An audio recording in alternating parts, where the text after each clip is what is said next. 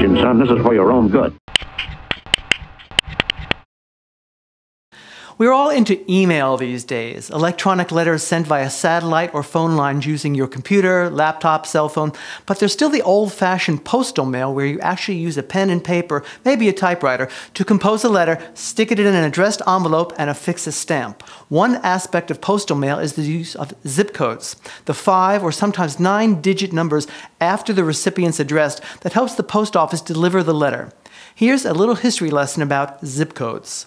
The acronym ZIP stands for Zone Improvement Plan. Before zip codes, the sender of the letter simply wrote the name, street address, city, and state of the recipient on the envelope. For example, John Smith, 65 Union Street, Akron, Ohio. As demands for speed and efficiency grew, things changed. In 1963, state names were given 2-letter capitalized abbreviations, NY for New York, CA for California. Another change was that the entire country was divided into zones. Using the digits 0 through 9 and going from east to west, the first digit of a 5-digit zip code tells you the region in which the recipient lives. For example, the zip codes for Maine and other New England states begin with a 0. The Midwest, the first digit might be 5, 6, or 7, and on the West Coast, like California, the zip code begins with 9. The remaining digits narrow down the specific locations by several factors: mail processing facility, specific cities, parts of cities, etc. To advertise the new system in the 1960s, the post office had its own cartoon character, Mr. Zip, to encourage the public to use zip codes. And the name zip code itself was no accident. It was chosen to imply a more faster, efficient delivery by using the new system. In the 1980s, with the nation's population nearing 300 million, the post office initiated a Zip plus 4 system to specifically target mail routing to individual post offices for delivery to its final destination.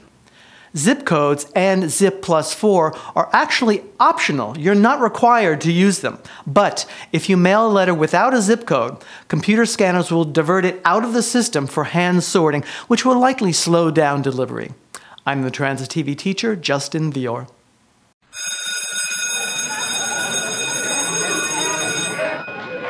And now it's time for Extra Credit.